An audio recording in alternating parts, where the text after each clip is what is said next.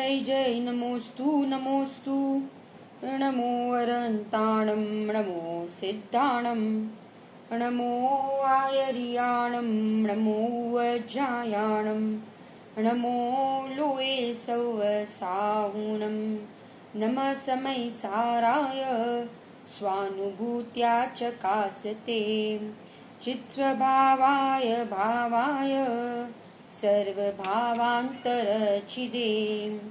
वन्दितु सौवसिद्धे ध्रुमचलमणोवमं गदिं पत्ते वोच्छामि समयपाहुडे मिणमो सुदकेवली भणिदम्। समयसार ग्रंथाधिराज कुंदकुंद आचार्य देव द्वारा रचित और अमृतचंद्र आचार्य देव द्वारा रचित आत्मख्याति नाम की टीका हम देख रहे हैं। हमने अभी कलश देखे ना, सारे अद्भुत कलश आए। जैसे कहते ना, मंदिर के ऊपर मंदिर की शोभा उसके कलश से होती है, ऐसे ये गाथाओं के ऊपर अमृतचंद्र आचार्य देव ने क्या लिखा? कलश लिखे। कितनी स्वतंत्रता बताई है, कितनी स्वाधीनता बताई, कण कण की, पर्याय पर्याय की, गुण गुण की, है ना, द्रव्यों की, एक एक द्रव्यों की, एक एक गुण की, एक एक पर्याय की। मैंने हर गाथा में, हर शब्द में हमें परावलंबन पना छुड़ाता है और स्वाधीन पना प्रकट कराता है ना। भेद को मत देखो परंतु अभेद वस्तु को ग्रहण करो। सारी गाथाओं का तात्पर्य क्या है? तो कहते हैं कि वीतरागता का पोषण करना ही एक एक गाथा का, एक एक शब्द का, एक एक वाक्य का क्या है तात्पर्य? वीतरागता है। ऐसे वीतराग पने को हम प्राप्त करें, इसीलिए हम इन अधिकारों को पढ़ते हैं। अब देखो, इसके अंतिम दो कलश रह गए थे ना, बराबर। दो कलश कौन से बाकी थे अपने? 90 અને 91 नंबरનો कलश हम पढ़ते हैं। पहले दो कलश क्या कहते हैं देखो। स्वेच्छा समुच्चल धनजल विकल्प जाला मेवं व्यतीत्य महतिं नय पक्ष कक्षाम अरहत बरही समरसिक।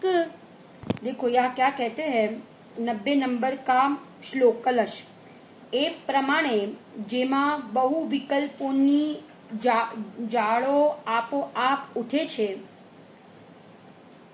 છે એવી મોટી નઈ પક્ષ કક્ષાને, નઈ પક્ષની ભૂમિને ઓળંગી જઈ તત્વવેદી અંદર અને બહાર સમતા રસરૂપી એક રસ જેનો સ્વભાવ છે એવા આત્માનુભૂતિ માત્ર એક પોતાના ભાવને પામે છે। શું પામે છે? એક પોતાના ભાવને પામે છે। એટલે यहाँ पे ये कह रहा है कि ये सब पढ़ा ना अपन ने सारे कलशों में कि एक एक जो पक्ष है उन सब से क्या हो जाना है? रहित होना है।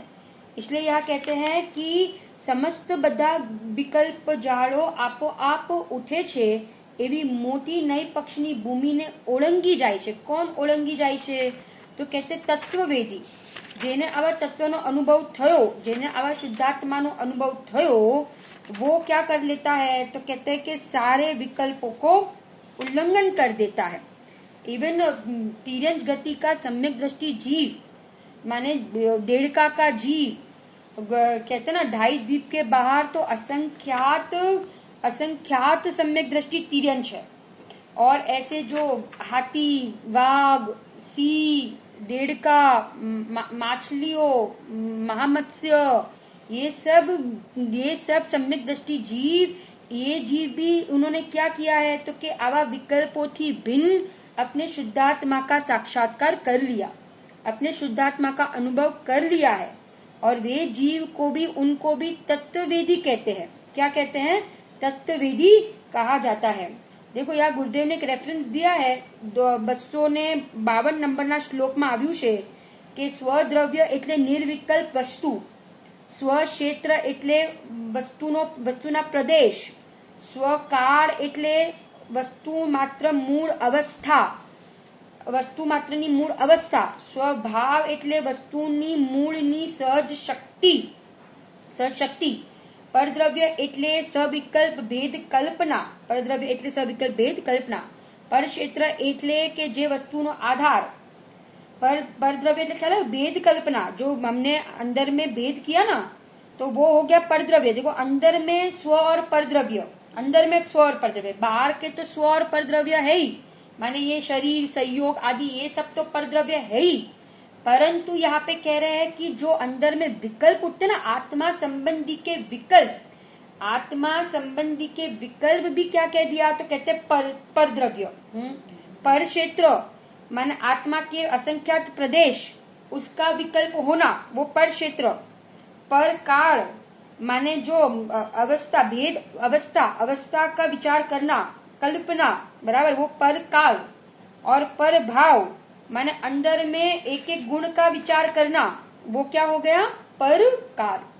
ये सारे विकल्प है. ये कौन से विकल्प, इसको परद्रव्य क्षेत्र काल भाव कहते हैं. विकल्प को, आत्मा संबंधी के विकल्प को परद्रव्य क्षेत्र काल भाव कह दिया, बराबर. ये भी राग है, और ये राग जब तक होगा, विकल्प होगा, तब तक ये जीव तत्व वेदी नहीं हो सकता, माने आत्मा का अनुभव नहीं हो पाएगा. और जो जीव ये વિકલ્પોને ઉલ્લંઘન કરી નાખે છે, ઓળંગી જાય છે, તે તત્વવેદી અંદર અને બહાર સમતા રસ રૂપી એક રસ જ જેનો સ્વભાવ છે, એવા અનુભૂતિ માત્ર એક પોતાના ભાવને જ પામે છે.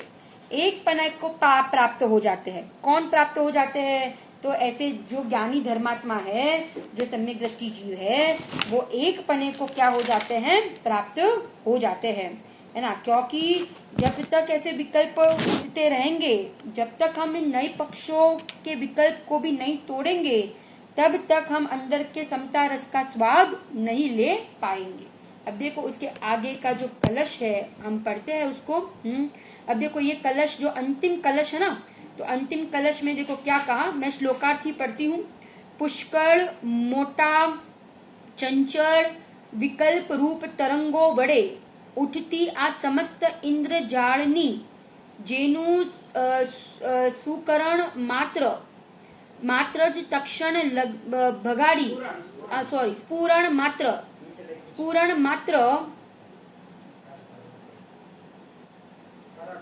ફરકવું, ઓકે, ફરકવું તક્ષણ ભગાડી મૂકે છે તે चिन्ह मात्र तेज पुंज हूँ छू.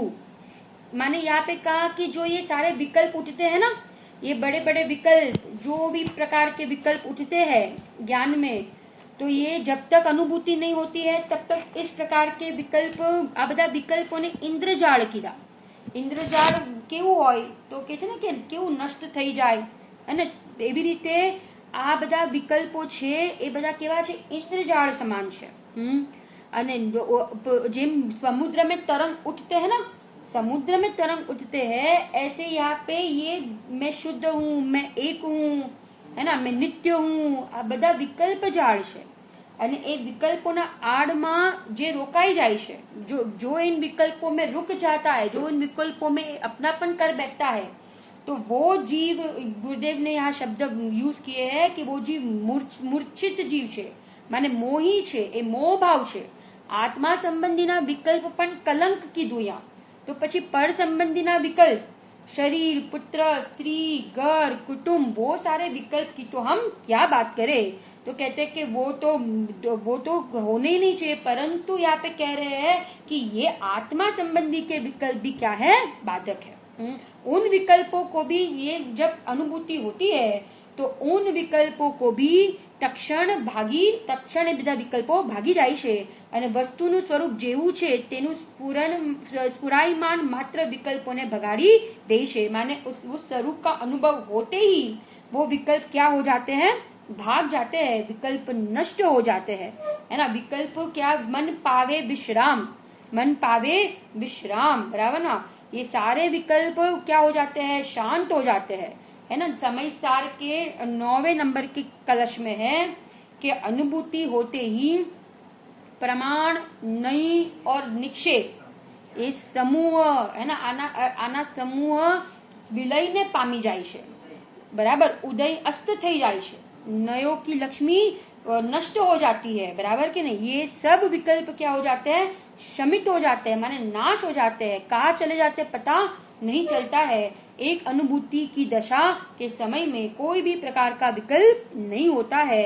ऐसा यहाँ पे ये दो अंतिम कलश 90 और 91 नंबर के कलश में कहा, बराबर। चैतन्य नो अनुभव तथा समस्त नयोना विकल्प रूपी इंद्रजाળ તે ક્ષણે જ વિલય પામે છે। એવો ચિત્ત પ્રકાશ હું છું, એવો હું કોણ છું, એવો ચૈતન્ય સ્વરૂપી, ચૈતન્ય જ્યોતિ સ્વરૂપી है ना, એવો હું શાશ્વત तत्वा वालो तत्व, ऐसा मैं हूँ। परंतु ऐसा मैं हूँ वो कब ख्याल में आया, कब ख्याल में आया कि जब ऐसी चैतन्य की क्या हुई, जब ऐसी चैतन्य की दृष्टि हुई, तब ख्याल में आया कि मैं ऐसा अद्भुत आश्चर्यकारी है ना, अनादि अनंत शाश्वत ऐसा मैं क्या हूँ, तत्व हूँ। ऐसा जब अनुभूति होती है तब ख्याल आता है। ऐसे ये हमने 91 नंबर के कलश पूरे देखे। इसके बाद हम इसके बाद की गाथा है अभी, इसके बाद गाथा आती है 143 नंबर की गाथा। हम पहले गाथा के ऊपर जो उत्थानिका लिखी है उसका पाठ करते हैं। देखो क्या कहते हैं। पक्षाटी क्रांत नु पक्ष ने ओळंगी ગયેલાનું શું સ્વરૂપ છે, એ પ્રશ્નના ઉત્તર રૂપ ગાથા હવે કહે છે। એટલે પક્ષાતી ક્રાંત નું શું स्वरूप છે, उसका स्वरूप क्या है, वो अब इस गाथा में बताएंगे। देखो ये गाथा में एक्चुअली तो क्या कहना चाहते हैं, ये गाथा में ये कहना चाहते हैं कि अनुभूति के काल में केवली भगवान की दशा, अनुभूति के काल में केवली भगवान की दशा, केवली अनुभूति के काल में चौथे गुणस्थानवर्ती ज्ञानी की दशा केवली भगवान जैसी है। फिर से अनुभूति के काल में चौथे गुणस्थान को जब अनुभूति होती है तब उसकी दशा, चौथे गुणस्थानवर्ती ज्ञानी की अनुभूति के काल में जो दशा वो किसके जैसे होती है, वो केवली भगवान के समान है। किसके समान है, केवली भगवान के समान है। अब देखो क्या, पहले अपन गाथा का पाठ करते हैं। क्या कहते हैं देखो। नय द्वय कथन जाने ज केवल समय मा प्रतिबद्ध छे। नय पक्ष कय पण नवग्रहे, नय पक्ष थी परिहीन ते। नई पक्षती रहित जीव સમયથી પ્રતિબદ્ધ થયો થકો, अर्थात चित स्वरूप आत्मा ने अनुभवतो थको। समयથી माने इधर शुद्धात्मा, समय माने इधर शुद्धात्मा की बात है, बराबर ना। समयથી प्रतिबद्ध થયો થકો એટલે प्रतिबद्ध થવું એટલે અનુભવ કરવો, એ આત્માનો અનુભવ થયો, બરાબર। એ આત્માનો અનુભવ થયો ક્યારે થયો કે નઈ પક્ષથી કેવો થઈ ગયો, નઈ પક્ષથી रहित થયો, बराबर। नई पक्ष से रहित हुआ। अब यहाँ कहते हैं कि બંને નયોના કથનને કેવળ જાણે જ છે। બંને નયના કથનને શું કરે છે, केवल जाने જ છે। दोनों नई के अनुभूति के समय की बात है ये। कौन से समय की बात है, अनुभूति माने जब निर्विकल्प दशा होती है उस समय ज्ञानी की दशा कैसी है, केवली के समान बताई। नयोना कथन ने केवल जाने જ છે, परंतु नई पक्ष ने जरा पण ग्रहण करतो नहीं। नई पक्ष को ग्रहण नहीं करते हैं। कब नहीं ग्रहण करते हैं, अनुभूति के काल में। अनुभूति के पहला नई पक्ष का ग्रहण था, व्यवहार नहीं का, निश्चय नहीं का, है ना, कोई ना कोई पक्ष था। परंतु जब अनुभूति हुई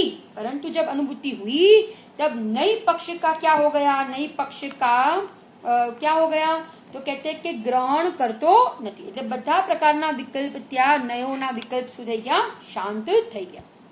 ટીકા, જેવી રીતે केवली भगवान, अब देखो इधर केवली भगवान के साथ पूरा इधर समानता बता रहे हैं। किसकी, चौथे गुणस्थानवर्ती ज्ञानी की।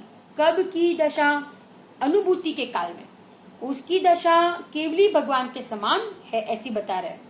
जेवी रीते केवली भगवान विश्वना साक्षीपणाने લીધે, પહેલું વાક્યમાં શું કીધું કે કેવડી ભગવાન આખા વિશ્વના શું થઈ ગયા છે, તો કે છે આખા વિશ્વના કેવડી ભગવાન જાણનાર છે। सारे विश्व के केवली भगवान क्या है, तो कहते हैं जो विश्व के જાણનાર છે. કેવડી ભગવાન આખા વિશ્વના સાક્ષી છે એટલે વિશ્વના જાણનાર છે. बराबर ना. सबको जानते ना, द्रव्य गुण पर्याय, 6 द्रव्य, 7 तत्व, लोक अलोक ना, कोई ऐसा द्रव्य बाकी नहीं है कि जो केवली भगवान जानते नहीं है. सबको जानते हैं. बराबर. સાક્ષીપણાને લીધે શ્રુત જ્ઞાનના અવ્યયભૂત એવા જે વ્યવહાર નિશ્ચય નહીંનો પક્ષ તેમના સ્વરૂપને જ કેવળ જાણે છે. જો શું કીધું અહીંયા? શ્રુત જ્ઞાનના અવયવભૂત એવા જે વ્યવહાર નિશ્ચય નહીંના પક્ષો તેમના સ્વરૂપને જ કેવળ જાણે છે. એટલે શ્રુત જ્ઞાન હે અવયવી. શુદ્ધ જ્ઞાન શું છે? અવયવી. અને નિશ્ચય અને વ્યવહાર નહીં એ અવયવ છે. એટલે શુદ્ધ જ્ઞાન છે અંશી અને નિશ્ચય ને વ્યવહાર નહીં છે અવયવ, અંશ. શુદ્ધ જ્ઞાન શું છે? તો કે છે કે અવયવી. બરાબર. અંશી અને નિશ્ચય ને વ્યવહાર શું છે? તો કે છે કે અવયવ છે. નિશ્ચય વ્યવહાર કેવા છે? અવયવ છે. હવે यहाँ એમ કીધું, अभी यहाँ पे क्या कह रहे हैं कि शुद्ध ज्ञान ना अवयवभूत એટલે બે છે ને એના નિશ્ચય અને વ્યવહાર, એ બે એના शुद्ध ज्ञान ना अवयव છે. क्योंकि नई किस में लागू पड़ता है? तो कहते नई मति ज्ञान में नहीं लागू पड़ता है, नई अवधि मन पर्याय में नहीं लागू पड़ता है, और नई केवल ज्ञान में भी नहीं लागू पड़ता है, और नई मिथ्या ज्ञान में भी लागू नहीं पड़ता है. किस में लागू नहीं पड़ता है? मिथ्या ज्ञान में भी लागू नहीं पड़ता है. एक ही ज्ञान में नहीं लागू पड़ेंगे.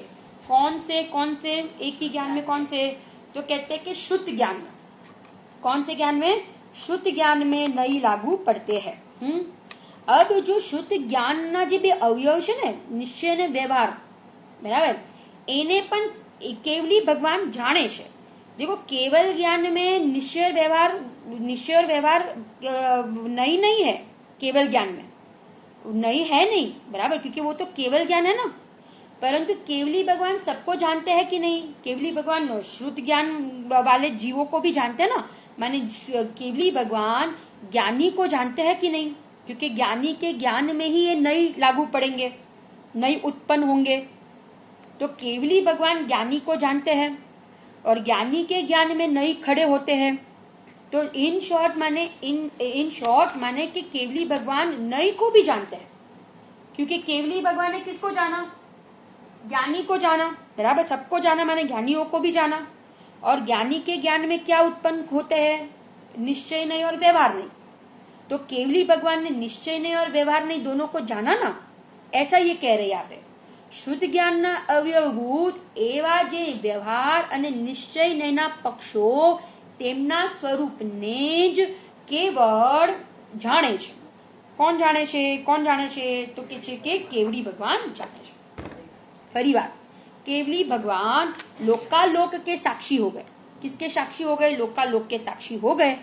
इसलिए सबको जान रहे हैं, सबको जानते हैं. बराबर. अब सबको जानते हैं तो केवली भगवान ज्ञानियों को भी जानते हैं. क्योंकि नई किसके ज्ञान में खड़े होते हैं? तो कहते ज्ञानी के ज्ञान में खड़े होते हैं. और ज्ञानी के कौन से ज्ञान में? शुद्ध ज्ञान में. तो ज्ञानी को जाना तो ज्ञानी के ज्ञान को भी जाना. तो ज्ञान को जाना माने ज्ञानी के ज्ञान में निश्चय और व्यवहार जो पक्ष खड़े हुए उनको भी ज्ञानी ने उनको भी केवली ने जाना. बराबर ना. दोनों को जाना. किसको जाना?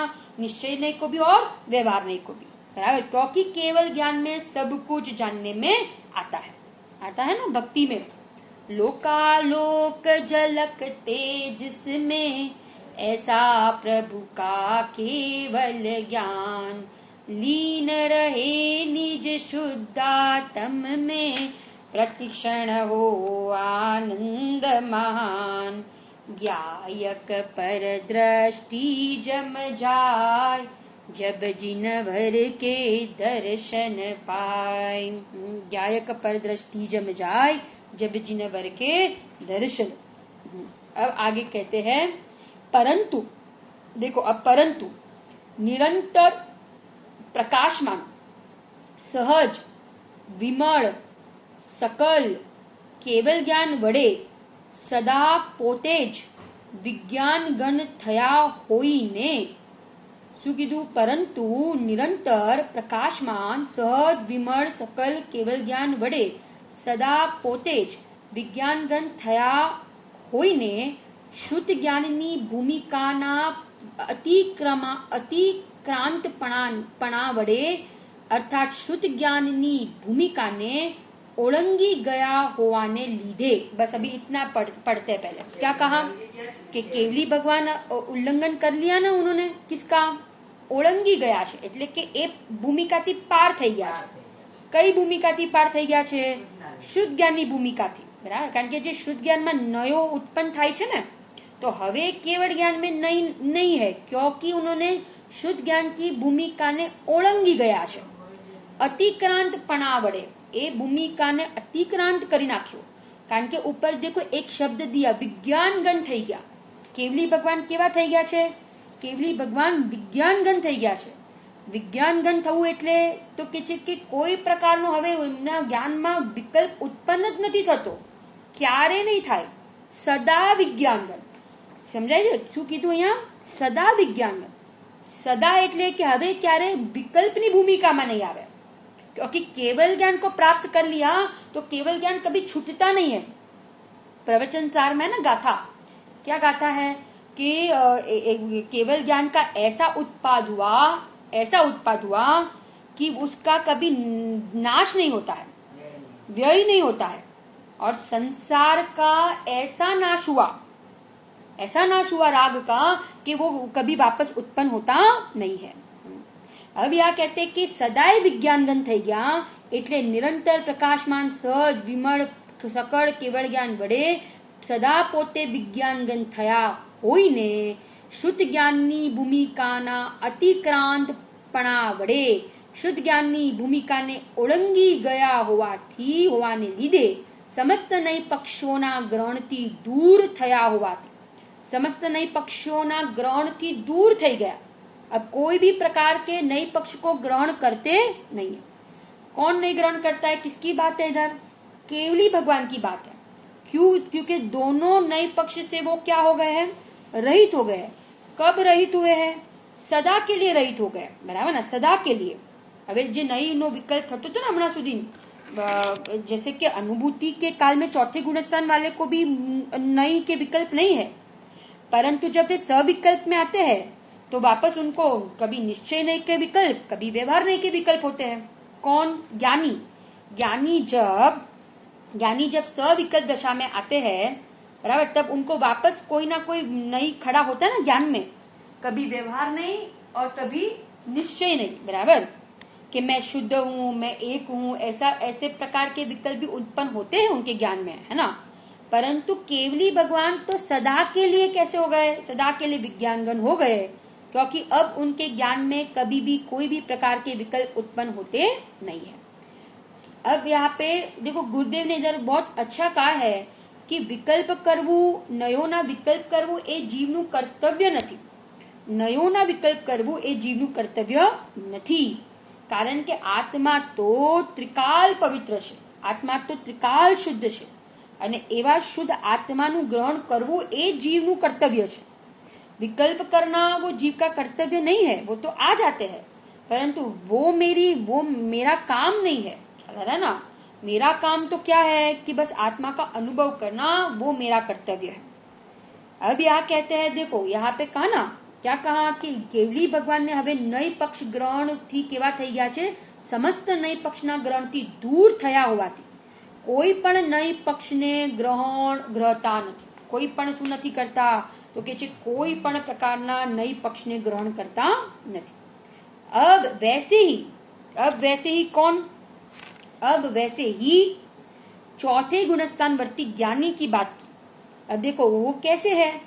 तेवी रीते जे शुद्ध ज्ञानी आत्मा, माने ये ज्ञान छद्मस्थ ज्ञानी है ना, जिनको अभी क्षयोपशम ज्ञान है, केवल ज्ञान नहीं हुआ है।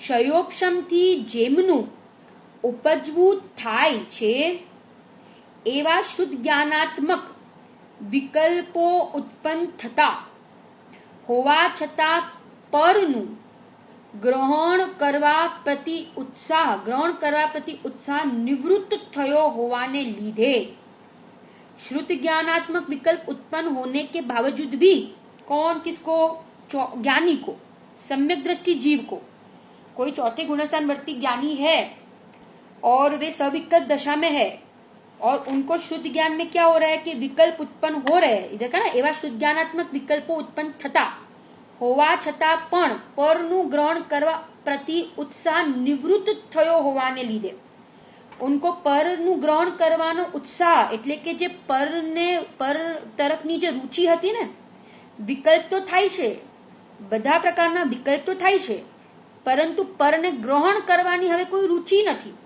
કારણ કે अब रुचि तो एकमात्र आत्मा को ग्रहण करने की है।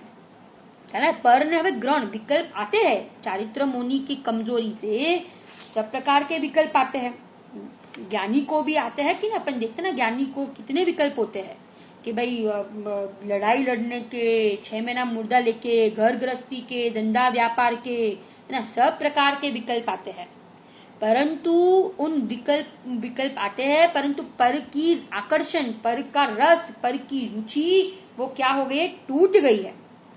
गुरुदेव ने यहाँ कहा ना कि कोई पण प्रकारનો વિકલ્પ મુનિ અવસ્થામાં પણ જે વિકલ્પ આવે છે ને એ જગપંત છે। મુનિરાજને જેટલો પ્રમાદ છે, અંશ છે, પ્રમાદનો અંશ છે, જગપંત છે।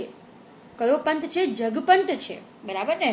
એટલે કે સંસાર છે, जितना भी शिव पंथ નથી, स्वरूपમાં રહેવું, अनुभूति करवी એ शिव पंथ છે, परंतु जितना उनको 28 मूलगुण का 4 हाथ जमीन देकर, है ना, कोई भी प्रकार के विकल्प, आहार लेने के, शास्त्र लिखने के, वो भी क्या है कहते हैं, जगपंत છે। હવે અહીંયા એમ કે છે કે શું કીધું અહીંયા કે અહીંયા એમ કીધું ને શુદ્ધ જ્ઞાનના સંયોગક્ષમથી જેમનું ઉપજવું થાય છે એવા શુદ્ધ જ્ઞાનાત્મક વિકલ્પો ઉત્પન્ન થતા હોવા છતાં પરનું ગ્રહણ કરવા પ્રતિ ઉત્સાહ નિવૃત્ત થયો હોવાને લીધે શુદ્ધ જ્ઞાનના અવ્યયભૂત વ્યવહાર અને નિશ્ચયના પક્ષોના સ્વરૂપને જ કેવળ જાણે છે। कब जानते हैं? अनुभूति के काल में।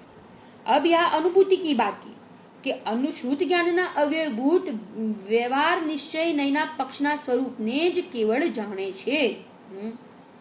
क्या अनुभूति के समय में वे क्या करते हैं तो कि निश्चय अने व्यवहार, इधर तो ये बताया, यहाँ पे ये बताया कि जब वो सविकल्प दशा में है ना, तो सविकल्प दशा में भी वे वो जो विकल्प आते हैं ना, उस विकल्प के भी वो क्या है तो कहते कि वो विकल्प के मात्र जानने वाला है, विकल्प के कर्ता नहीं है, परंतु विकल्प के क्या है, जानने वाले हैं। पर की रुचि, पर को ग्रहण करने का जो उत्साह था वो तो नहीं है, परंतु उनको जो विकल्प आते हैं निश्चय नहीं के, व्यवहार नहीं के, शुद्ध ज्ञान में, वो उन विकल्पों के वो मात्र क्या है, वो मात्र जानने वाले हैं, है ना, विकल्पों के मात्र ज्ञाता है, केवल जाने छे। अब देखो, परंतु अति तीक्ष्ण ज्ञान दृष्टि थी ग्रहवामा आवेला निर्मल नित्य उदित चिन्मय समय थी प्रतिबद्धपणा वडे अर्थात चैतन्य आत्मा ना अनुभव वडे ते वक्ते अनुभव वक्ते पोते ज विज्ञानगण थयो होईने। अब ये अनुभूति की बात की, पहले किसकी बात की? जब वे सविकल्प में थे उसकी बात की, परंतु अब जब वे वापस अनुभव करते आत्मा का तो पोते ज विज्ञानगण थयो होईने उस समय वे क्या हो जाते हैं, केवा થઈ જાય છે, विज्ञानगण થઈ ગયા, केवा થઈ ગયા, विज्ञानगण थयो होईने श्रुत ज्ञानात्मक समस्त अंतर जलप्रूप तथा बहिर जलप्रूप विकल्पोनी भूमिकाना अतिक्रांतपणा वडे समस्त नई पक्षने ग्रहण थी दूर थयो होवाथी कोई पण नई पक्षने ग्रहतो નથી। શું કીધું? કોઈ પણ પ્રકારના નઈ પક્ષને ગ્રહતા નથી। કોણ નથી ગ્રહતા? तो કે છે કે એ જ્ઞાની ગ્રહતા નથી। दो प्रकार के विकल्प है ना, अंतर्जल અને बहिर्जल। कौन से दो? अंतर्जल और बहिर्जल। बहिर्जल माने जो वाणी है, शब्द निकलते हैं, है ना, वो बहिर्जल। और अंतर्जल माने मैं शुद्ध हूँ, मैं एक हूँ, मैं नित्य हूँ, ऐसे जो विकल्प है ना, ऐसे जो विकल्प हैं वो कौन से विकल्प है, तो कहते कि वो अंतर्जल विकल्प है। એવા બંને પ્રકારના વિકલ્પોથી શું કરી નાખ્યું છે તેઓએ, તો કે એને ઉલ્લંઘન કરી, એનો નાશ કરી અંદરમાં એ શુદ્ધ તત્વનો શું કરે છે, અનુભવ કરી રહ્યા છે। कई दृष्टि थी, अति तीक्ष्ण ज्ञान दृष्टि थी। એટલે यहाँ पे ये अनुभूति की पर्याय की बात है ना, निर्विकल्प दशा। उस दृष्टि से यहाँ के छे કે એ કેવો આત્માને ગ્રહણ કરે છે, નિર્મલ, નિત્ય, ઉદિત, ચિન્મય સમયથી પ્રતિબદ્ધપણા વડે, માને ચૈતન્ય આત્માના અનુભવ વડે તે વખતે અનુભવ વખતે પોતે જ વિજ્ઞાન ઘન થયો હોઈને, પોતે કેવો થયો છે, વિજ્ઞાન ઘન થઈ ગયો છે, है ना। वहां पे केवली भगवान के लिए कहा कि सदा विज्ञान है। અને અહીંયા ચોથા ગુણસંવર્તી જ્ઞાની તો જ્યારે અનુભૂતિ થાય છે ત્યારે એ કેવા થઈ જાય છે, તો કે છે વિજ્ઞાનગન થઈ જાય છે। કારણ કે એ વખતે એમને કોઈ પણ પ્રકારનો વિકલ્પ ઉત્પન્ન થતો નથી, નઈ પક્ષને ગ્રહણ કરતા નથી, બરાબર ને, નઈ પક્ષને ગ્રહણ કરતા નથી, ખ્યાલ આવે। કારણ કે એ વિકલ્પોને શું કરી નાખ્યું છે, એમને નાશ કરી નાખ્યો છે। હવે यहाँ कीधु कितना सरस विशेषण कीधा कि आत्मा कैसा है, आत्मा निर्मल है, नित्य उदित रूप है, चिन्मय है, और ऐसे आत्मा को वे ग्रहण करते हैं। दो प्रकार के विकल्पों की भूमिका को उल्लंघन कर दिया। कौन से दो प्रकार की, अंतर्जल और बहिर्जल। दो प्रकार के विकल्प अनुभूति के काल में नहीं होते हैं, बराबर। अनुभूति के काल में दो प्रकार के विकल्प नहीं होते हैं। नई पक्षनी भूमिका ने उल्लंघन कर नाख्યું છે। હવે એ समय जैसे केवली भगवान को सदाए विकल्प नहीं होते ना, ऐसे अनुभूति के काल में चौथे गुणस्थानवर्ती ज्ञानी जो है वो केवली भगवान जैसे हो गए। क्यों केवली भगवान जैसे हो गए, क्योंकि केवली भगवान जैसे नए पक्ष को ग्रहण नहीं करते हैं, ऐसे श्रुत ज्ञानी धर्मी जीव भी निर्विकल्प दशा के समय में नए पक्ष को ग्रहण करते नहीं है। फिर से यहाँ पे क्या बताया, किसको किसके साथ कंपेयर किया, इधर चौथे गुणस्थानवर्ती ज्ञानी जब निर्विकल्प दशा होती है, अनुभूति की दशा, उस समय वो कैसे हो जाते हैं, केवली जैसे हो जाते हैं।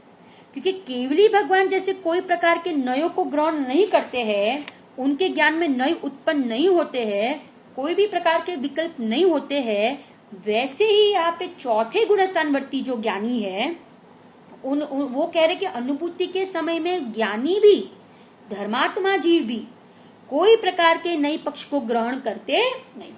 क्या कहा, कोई प्रकार के नए पक्ष को ग्रहण करते नहीं है, क्योंकि वे एकदम किसके जैसा हो गए, तो कहते हैं कि वे केवली भगवान के जैसे उस समय हो गए, विज्ञान घन हो गए, है ना। इधर कितना बढ़िया गुरुदेव ने देखो यहाँ कहा है कि यहाँ पे जो राग होता है ना, ये मिथ्यात्व का दुख कितना है, ये मिथ्यात्व का दुख इतना है कि यहाँ पे कोई राजकुमार हो और माने नरक गति का दुख, माने इन परिणाम जब तक हम अपना काम नहीं करेंगे तो ये 7 व्यसन आदि के परिणाम में यहाँ पे कह रहे कितना दुख है, नरक का दुख बता रहे हैं कि कोई राजकुमार है, छोटा माने 20 साल का राजकुमार हो और उसको जमशेदपुर की भट्टी में डालने में आए तो उसको कितनी वेदना होती है। उससे भी अनंत गुणी वेदना कहाँ पे है, अनंत गुणी वेदना पहले नरक में बताई। कौन से नरक में बताई, पहली नरक में अनंत गुणी वेदना है। और पहली नरक में इतनी वेदना, तो आगे आगे की नरक में तो कितनी वेदना होगी। यहाँ पे माने किसी का अभिमान, किसी का मोह करने जैसा नहीं, किसी के प्रति एकत्व बुद्धि करने जैसी नहीं है, क्योंकि ये सारे सहयोग जो है वे कैसे है, तो कहते क्षणिक है, क्षणभंगुर है, नष्ट होने वाले है। कोई मेरा हुआ नहीं है और मैं परद्रव्य का हुआ नहीं हूँ, है ना। राग में आते हैं, ज्ञानी को भी राग होता है, परंतु वो राग भी कैसा लगता है, उनको दुख रूप लगता है। यह राग आग दहे सदा, यहाँ पे वो राग भी बेंशी की भाषा में कहे ना, बेंशी की भाषा में कहे तो काला नाग समान लागे छे, शोगानी जी की भाषा में कहे तो भट्टी समान लगता है, कहीं अच्छा नहीं लगता। ऐसा लगता है कि कब वो राग टूटे और निर्विकल्प दशा की क्या हो जाए, प्राप्ति हो जाए। नहीं हो रही है, वो उनकी कमजोरी है, उसमें वो पर का दोष नहीं है, परंतु वो अपनी कमजोरी को भी वो तोड़कर माने स्वभाव के बल पूर्वक वो राग को तोड़ के वो अपना अंदर में स्थिरता का क्या करते हैं, पुरुषार्थ करते हैं। चौथा गुणस्थान हुआ माने ऐसा नहीं है कि सब कुछ हो गया, परंतु अब वो चारित्र मुनि को जीतने का क्या करते हैं, पुरुषार्थ करते हैं। इसलिए कहा ना 80 नंबर की गाथा के पहले कि अब वो चारित्र मुनि को नाश करने के लिए मुनिराज ने क्या की है, कमर कसी है। ज्ञानियों ने कमर कसी है कि अब પૂર્ણતાની प्राप्ति क्यारे थाय, ऐसी अंदर से भावना भाते है। होली खेले मुनिराज की भक्ति में है ना, हमें तो पूर्ण दशा ही चाहिए, साधी अनंत का आनंद चाहिए, एक ही ध्यान लगाई वन में मधुवन में, होली खेले मुनिराज शिखर वन में रे अकेले वन में मधुवन में। देखो गुरुदेव ने एक वाक्य यहाँ पे लिखा है, समयसार रागમાં આવતો નથી અને રાગથી જણાતો નથી। समयसार माने शुद्धात्मा, समयसार माने कौन, तो कहते समयसार माने शुद्धात्मा रागમાં આવતો નથી અને રાગથી જણાતો નથી। रागમાં આવતો નથી અને रागથી જણાતો નથી, है ना। राग की पर्याय में वो आता नहीं है, वो प्रसिद्धि नहीं होती उसकी, और राग थी जनाए वो पण नहीं।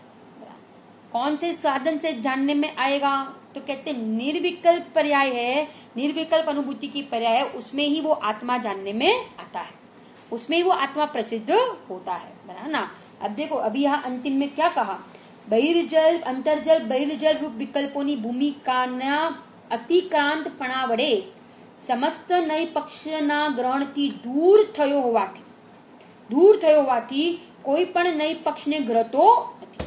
कोई पण प्रकारना नय पक्षने शुं नथी करता, तो कि ग्रहता नथी। आत्मा खरेखर समस्त विकल्पोथी अति पर समस्त विकल्पोथी अति पर परमात्मा ज्ञानात्मा प्रत्यग ज्योति आत्मख्याति रूप अनुभूति मात्र समयसार છે। કેવો છે આત્મા, કેટલા વિશેષણ બીજા કીધા ને કે કેવો છે આત્મા, તો કે છે કે અહીંયા કીધું ને, શું કીધું અહીંયા કે સૌથી પહેલા એમ કીધું કે આત્મા કેવો છે, પરમાત્મા સ્વરૂપ છે, જ્ઞાનાત્મક છે। પરમાત્મા કે છે ને, હું પરમાત્મા છું એમ નક્કી કરો, जो निगोद में सोई मुझ में सोई मोक्ष मंजार। मैं अभी स्वरूप, मेरा स्वरूप कैसा है, परमात्मा स्वरूप हूँ। अभी मैं हाल में मुक्त स्वरूप हूँ।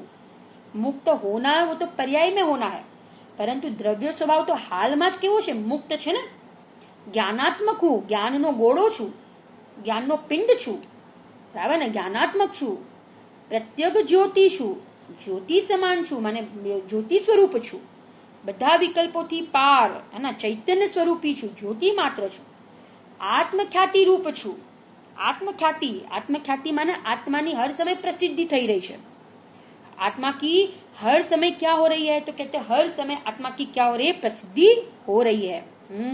अनुभूति मात्र समयसार है, अनुभूति मात्र, मैं स्वरूप से अनुभूति स्वरूप। ऐसा कौन है, तो कहते समयसार। આવું મારું સ્વરૂપ છે, આવું મારું ત્રિકાલ સ્વરૂપ છે। અને એવા સ્વરૂપને જે અનુભવ કરે છે એ પર્યાયમાં પણ એક કેવો થઈ જાય છે, તો આવી દશા એને પર્યાયમાં उसको प्रगट हो जाती है। देखो यहाँ कहा कि राग उत्पन्न थबू, विकल्प उत्पन्न होना, वो तो संसार है। क्या कहा, राग उत्पन्न होना, विकल्प उत्पन्न होना, वो तो क्या है, संसार है।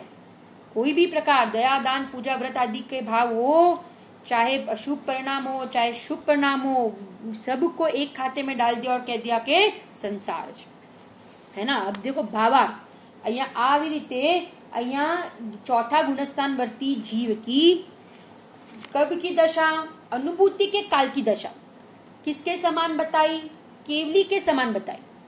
जैसे केवली सदा के लिए विज्ञान घन है, वैसे अनुभूति के काल में चौथे गुणस्थान वर्ती ज्ञानी भी कैसे हो गए हैं, तो कहते विज्ञान घन हो जाते हैं। क्यों, क्योंकि जैसे केवली भगवान नयों को ग्रहण नहीं करते, वैसे चौथे गुणस्थान वर्ती जीव अनुभूति के समय में वे भी कोई प्रकार के नय को ग्रहण नहीं करते। नय को ग्रहण नहीं करना माने कोई भी प्रकार के नय के विकल्प नहीं। ना व्यवहार नहीं के विकल्प है, ना निश्चय नहीं के विकल्प है, मात्र वहां पे बस कोई प्रकार के विकल्प नहीं, कोरा आनंद है। अब द्रव्य पर्याय अभेद हो गए, मैं पर्याय हूं, मैं द्रव्य का अनुभव कर रही हूं, ऐसे भी वहां पे विकल्प नहीं है। वो पर्याय अपने आप को द्रव्य मान के बैठ गई, अपने आप को द्रव्य अनुभव कर रही है, बराबर के नहीं।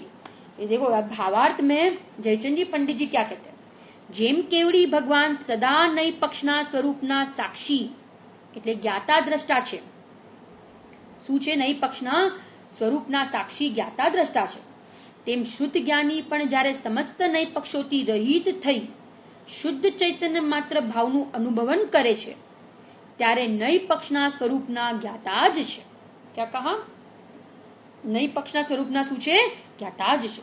કોના સમાન, કેવલી ભગવાન। જેમ કેવલી ભગવાન પણ નઈ સ્વરૂપના જ્ઞાતા છે, मात्र जानते ही है सबको, ऐसे चौथे गुणस्थानवर्ती ज्ञानी भी क्या करते हैं, तो कहते हैं कि वे भी सबको माने नए पक्षों को अनुभूति के समय में भी जानते ही है, परंतु कोई भी प्रकार के विकल्प उत्पन्न होते नहीं है। एक नयनो सर्वथा पक्ष ग्रहण करे तो मिथ्यात्व साथे मळेलो राग थाय छे। एक नयनो सर्वथा पक्ष ग्रहण करे है ने तो मिथ्यात्व साथे मळेलो राग थाय छे।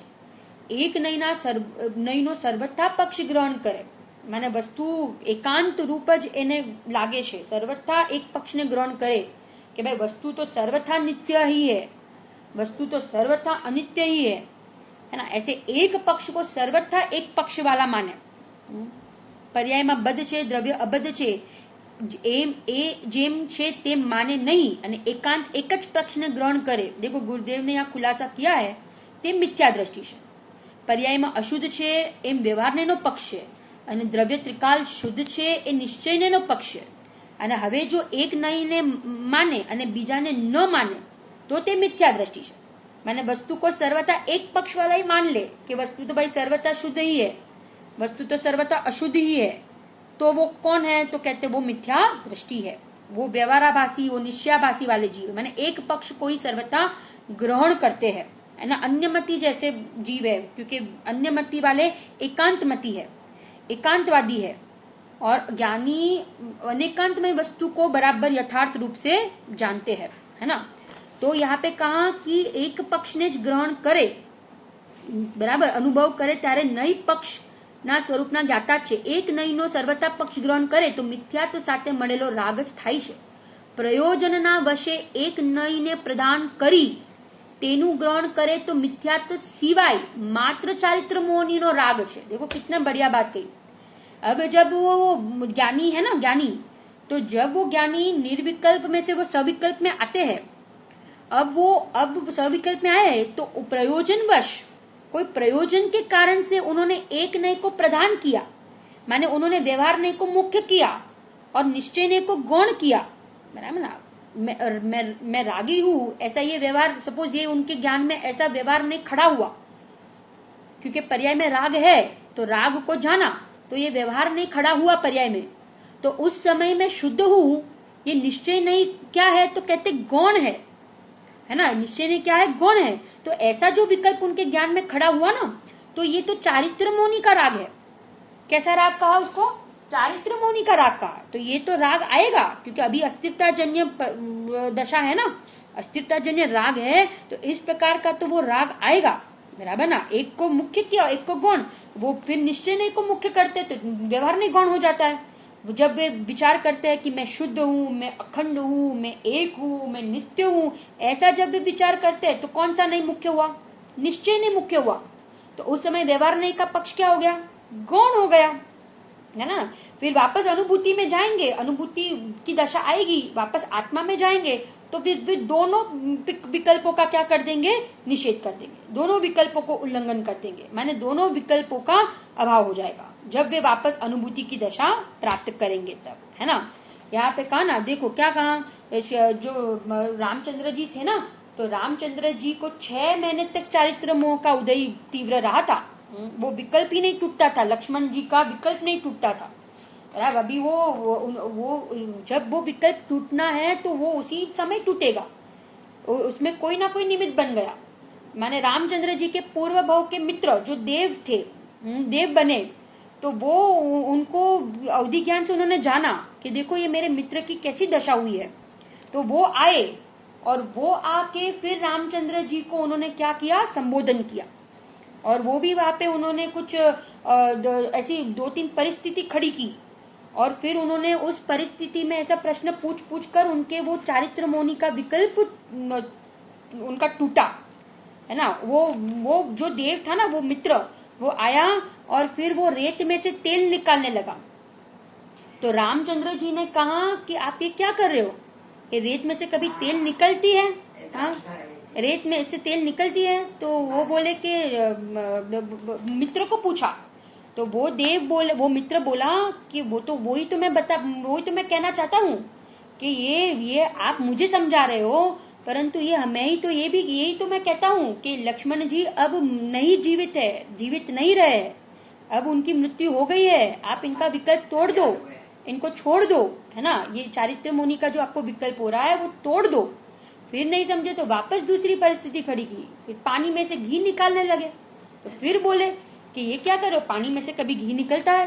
तो फिर वो मित्र बोले कि ये तो मैं भी समझा रहा हूँ, हाँ, कि ये अब जीवित नहीं होने वाले हैं, आप इनका मोह तोड़ दो, बराबर राग तोड़ दो। और फिर उनको बुद्धि हुई, उनकी उस प्रकार का विकल्प टूटना था, ऐसा उनका उस समय वो विकल्प टूटा और फिर वो रामचंद्र लक्ष्मण जी के मुर्दा का अग्नि संस्कार कर दिया। ख्याल आ रहा है ना। मैंने विचार करो कि ये जब वो विकल्प टूटना हो तो कोई ना कोई सामने क्या बन जाता है, निमित्त बन जाता है। यहाँ पे कहा ना, चारित्र मुनि का राग रहे અને જ્યારે નઈ પક્ષને છોડી વસ્તુ સ્વરૂપને કેવળ જાણે છે ત્યારે તે વખતે શુદ્ધ જ્ઞાની પણ કેવડીની માફક વિતરાગ જેવા જ હોય છે એમ જાણવું, બરાબર ને। કોના જેવા જ્ઞાનીને કોના જેવા કીધા? કેવડી સમાન કીધા, કેવડીના જેવા કીધા, કેવડી સમાન કીધા કે ત્યારે એમને પણ કોઈ પ્રકારનો હવે શું નથી, कोई प्रकार के विकल्प अनुभूति के समय में नहीं है। ऐसी अद्भुत गाथा 143 नंबर की, जो अनुभूति के समय में ज्ञानी को कैसे कहे, अनुभूति के समय में ज्ञानी को केवली जैसे कह दिए। बोलो केवली समान कही दीधा चौथा गुणस्थान वर्ती जीव ने। कया समय? अनुभूति ना समय में। कारण के कई अपेक्षा थी तो कि जिम केवली भगवान कोई नई को ग्रहण नहीं करते हैं, ऐसे चौथे गुणस्थान वर्ती ज्ञानी भी कोई प्रकार के नई को ग्रहण नहीं करते हैं। निर्विकल्प दशा है, मात्र कोरा आनंद है। ऐसी ये अद्भुत गाथा 143 नंबर की गाथा हमने देखी।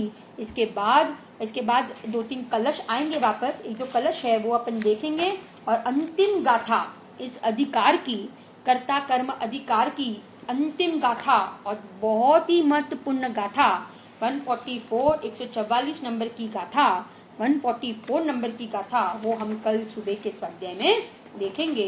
बहुत ही मार्मिक गाथा, इम्पोर्टेंट गाथा, क्रीम गाथा है ये समय सार की, हम कल सुबह के स्वाध्याय में देखेंगे। इसी मंगल भावना के साथ हम स्वाध्याय पूरा करते हैं। राजू आंटी जिनवाणी स्तुति लो ना। हाँ आवे छे।